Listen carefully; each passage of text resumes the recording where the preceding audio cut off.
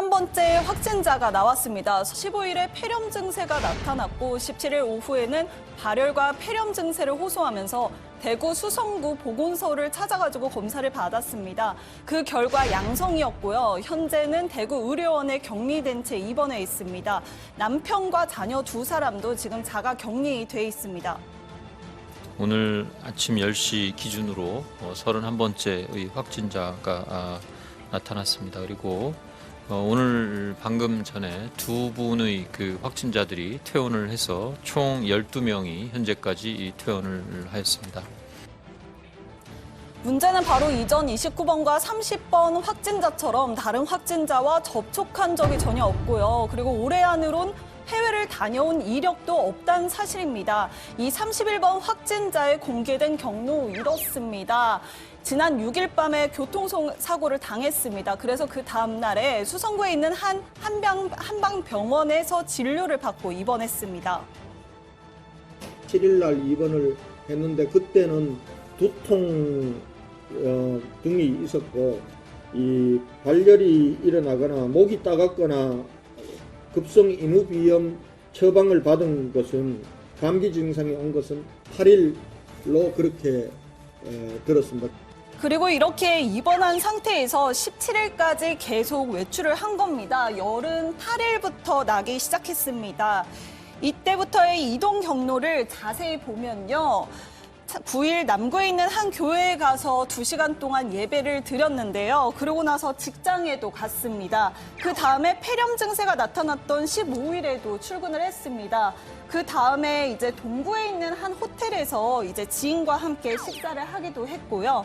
16일에 또다시 교회에 가서 2시간 동안 예배를 드렸습니다.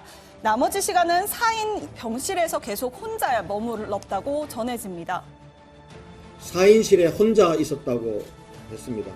입원할 당시에도 혼자였고 나올 보건소로 갈 당시까지도 혼자 썼지 같이 입원한 환자는 없었다고 파악되고 있습니다.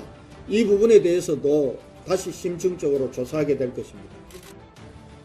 그럼 도대체 어디서 감염됐을까요? 여러 가지 추측이 나옵니다. 일단 최근 퇴원한 17번 이제 확진자가요.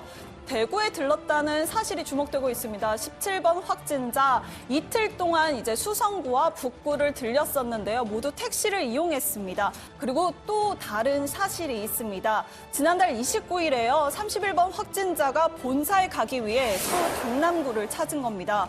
서울 강남구는 아시다시피 굉장히 외국인 관광객들이 많고요. 그리고 중국인 관광객도 많이 찾는 곳입니다. 평일에도 사람들이 몰리는 곳이 굉장히 많은데 추가 확인이 시급합니다.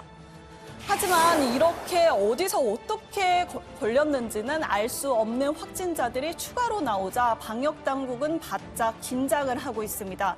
사실상 지역사회 감염 단계를 선포하는 것 아니냐는 얘기가 나오는 이유죠.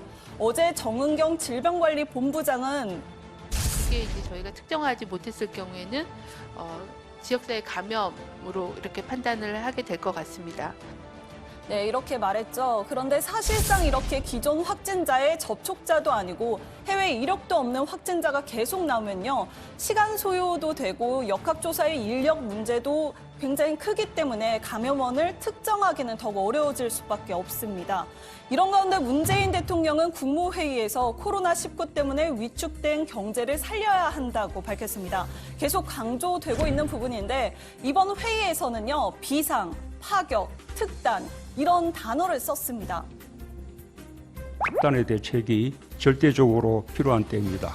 파격적 수준의 지원 방안을 적극적으로 고려해 주기 바랍니다. 국회도 비상한 경제 상황 극복에 협조해 주기 바랍니다.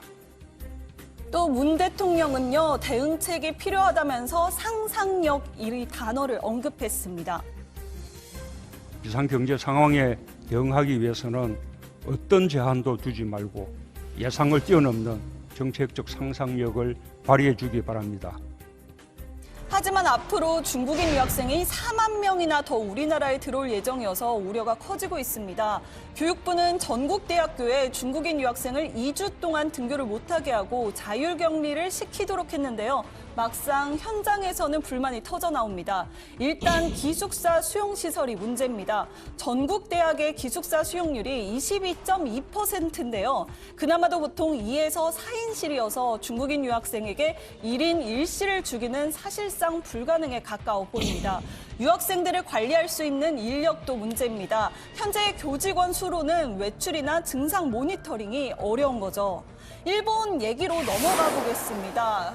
여기 보이는 이 전색이 대통령 전색이라고 이제 불리는데 일본 크루즈선에 있는 우리 국민을 데려오기 위해 오늘 오후에 일본으로 떠났습니다. 그리고 한 2시간 전쯤에 하네다 공항에 도착했죠. 여기 이렇게 쓰여있는 잘 안 보이겠지만 VCN-235라는 단어가 있는데요. 여기 이렇게 써 있습니다. 그런데 여기서 V는 VIP용이어서 붙은 거고요. 최대 16명까지 탈 수 있습니다. 내일 이송할 계획인데요. 임시 생활시설로는 인천공항의 검역소의 격리 관찰시설을 이용할 예정입니다.